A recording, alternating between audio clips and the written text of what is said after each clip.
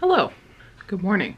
Okay, so today I have for everybody a vlog. I will be reading Hell Followed With Us by Andrew Joseph White. This book came out on June 7th. It is June 13th as I am filming this. I had recently signed up for Netgalley. Hell Followed With Us had just kind of come on my radar and I knew that it wasn't out yet, and so I looked on Netgalley for it, and it was a read now, like it was available for whoever wanted to download the ARC, and so I did. So this is me reading the e-ARC of that. So let me read you the synopsis because I keep trying to summarize it in my own words and failing miserably. So it says, 16-year-old trans boy Benji is on the run from the cult that raised him, the fundamentalist sect that unleashed Armageddon and decimated the world's population. Desperately, he searches for a place where the cult can't get their hands on him, or more importantly, on the bioweapon that they infected him with. But when cornered by monsters born from the destruction, Benji is rescued by a group of teens from the local Atchison LGBTQ+ center, effectively known as the ALC.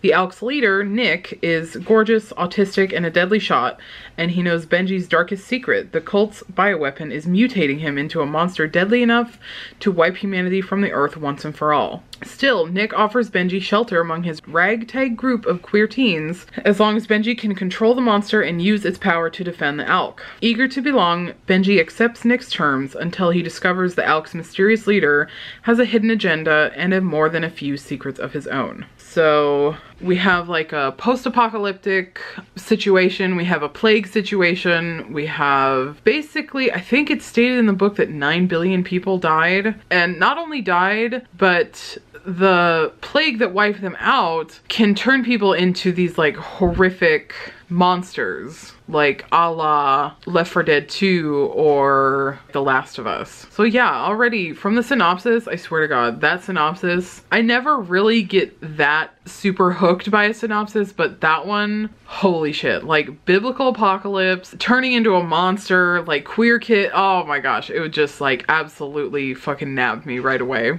Yeah, I am really excited about this book. I'm filming this after I have read it and recorded all the footage that you're about to see. But I was really excited about this book. It embodies a certain queer fury that I am very interested in. And yeah, it was really good. So let's just hop right into it.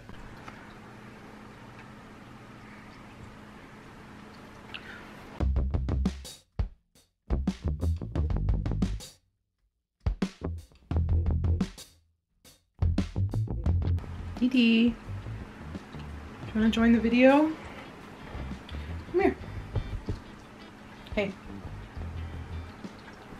Here she is. Hi. Hi, Dee Dee.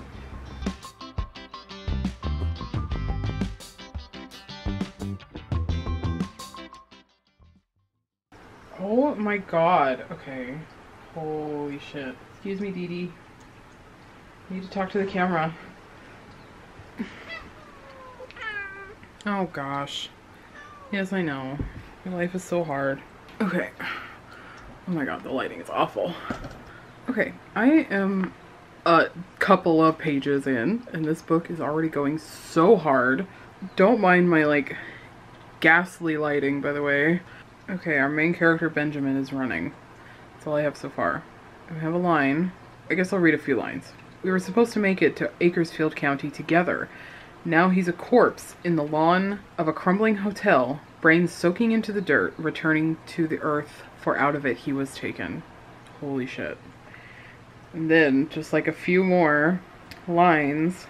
Corpses dangle from the wires, yellow-pink organs hanging from their stomachs to obscure their nakedness, like Adam and Eve ashamed of their bodies.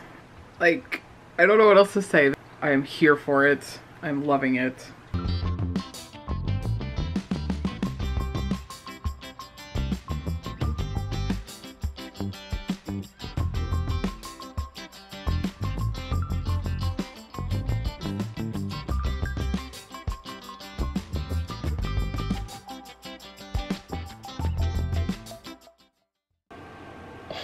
My fucking God. This is the 52% mark.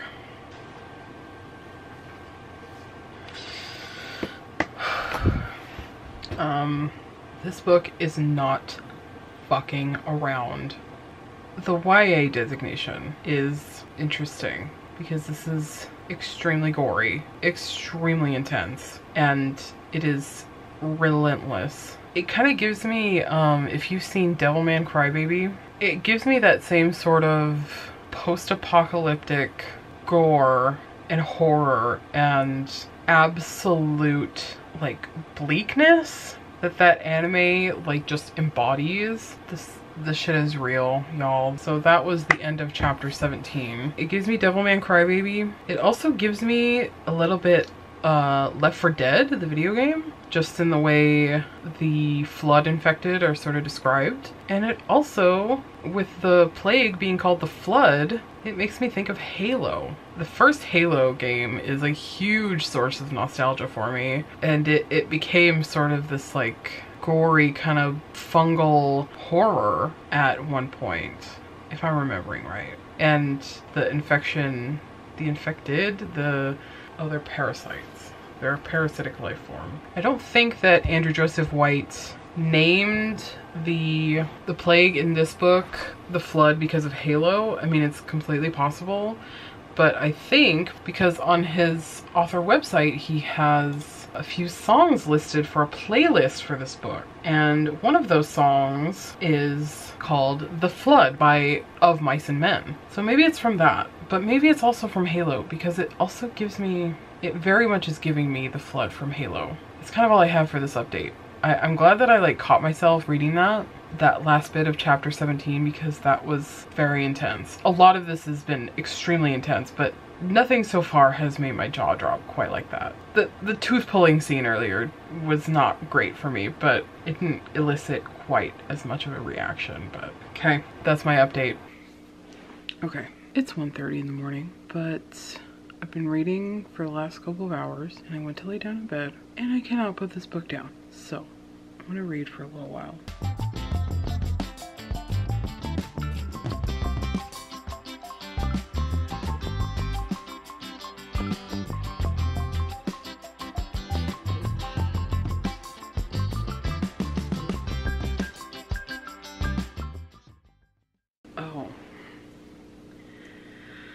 So I just got to the end of the last, or the second Nicholas chapter, and I have another comparison, and that is that Benji is really reminding me a whole lot of Voss near, you know, in chapter like post 90 of Land of the Lustrous. You know, Voss is basically destroyed and they look horrific. They look like a monster, and their face becomes this like just mask of fangs and rage and awfulness, and Benji is very much starting to give me that. Continuing.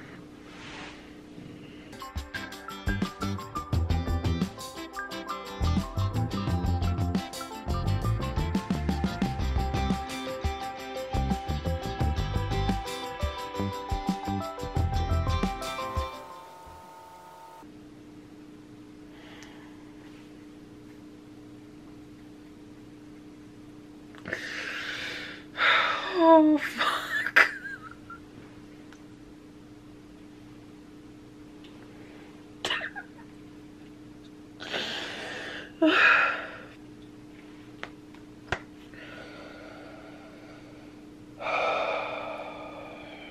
I look dead. I just got to a very... I'm almost at the end. Let's see, what percentage am I at now? I'm at 81%. And there was just a little tiny bit of info dropped about Nick. And like, it's kind of funny because I'm not somebody who's very good at catching all the hints that are left for something. I'm the type that just lets a book just wash over me. A more astute reader, or a more like the reader who's very zoned in on trying to figure out this book, would have seen that coming. but not me. And so now that it's been dropped, it's obvious, but like I react that way because I wasn't thinking about connecting those dots, I guess. I'm getting really tired, but I also really want to finish, but I also just reached a good stopping point. 81%. Yeah, I think I'm gonna pick it up tomorrow. I'm getting really sleepy. Thanks for sitting with me in my extremely dim lighting.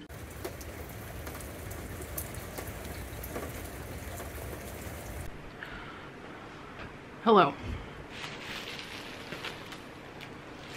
It's raining outside, so they put my package in a bag.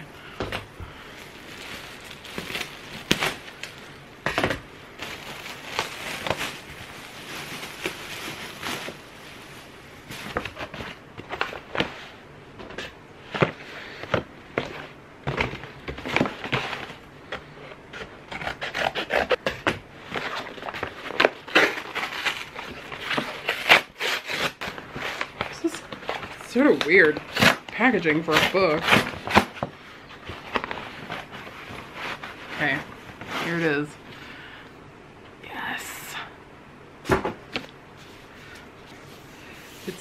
It's like kind of matte and a little bit, just like a little bit textured.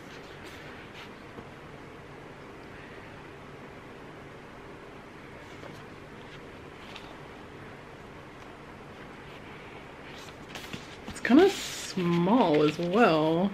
I guess maybe it's not fair to compare it to like a book of the month book, but right? Oh, but I love it. Oh my gosh, I'm so excited. This is like the first book that I pre-ordered maybe ever. Yes, it looks fantastic. I'm so happy.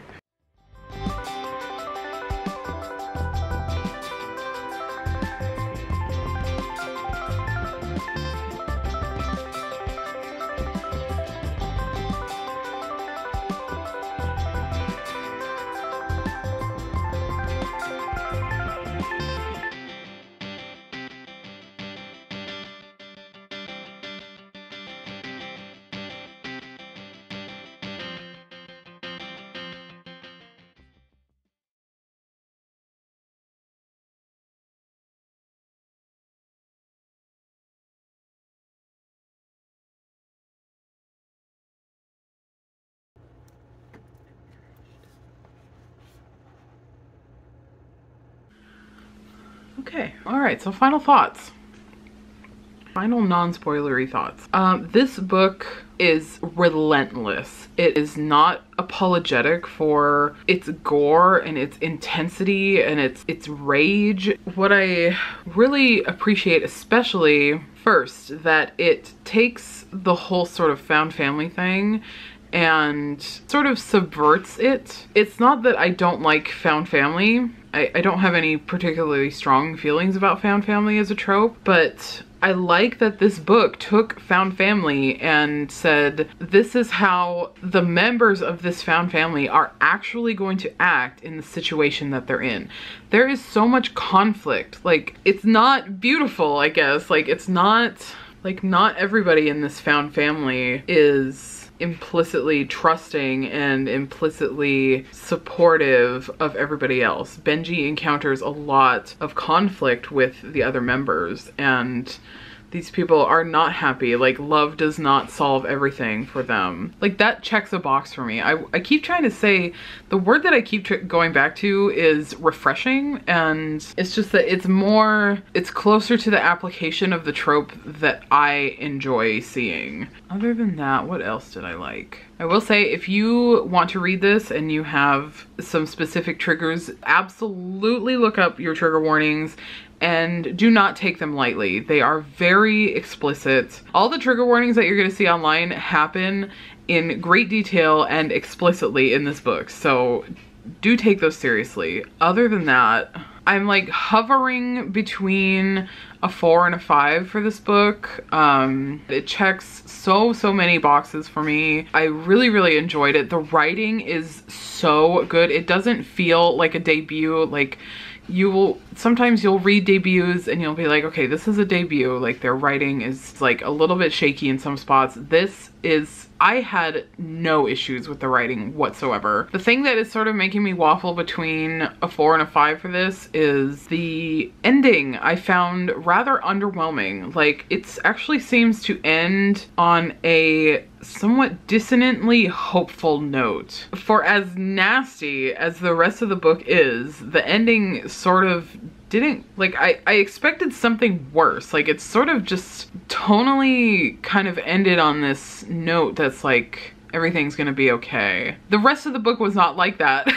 so I don't know. And like, I'm talking like the last 4 or 5 pages. Everything up until that point was really, really good. Some other reviewers on Netgalley mentioned that some of the other characters in the ALC in the LGBTQ center didn't feel fleshed out enough, or like there were too many of them. And I do kind of agree with that. Like, what was his name? Calvin? Calvin was just kind of there to like be a dick, and then sort of nothing else happened with that. So I see where they're coming from with that sort of commentary, but yeah, I really love this book. It's a hard one to recommend because it's very, very violent and gory, and it's just very explicit. I might have mentioned this in an earlier clip, but like this is very intense for a YA. Anyway, I feel like I'm kind of getting off track. I can't think of what else I needed to say. But yeah, thank you all so much for watching. I had a lot of fun filming this vlog. I'm glad that I mean, despite my terrible 2 a.m. lighting, I'm glad that I was able to catch some like good reactions on camera. That's fun. And yeah, I hope you enjoyed. Thank you for coming along with me. If you were to subscribe to this channel, I would appreciate it so much. I do plan on doing a lot more individual book vlogs in the future. And yeah, I will see you all in the next video.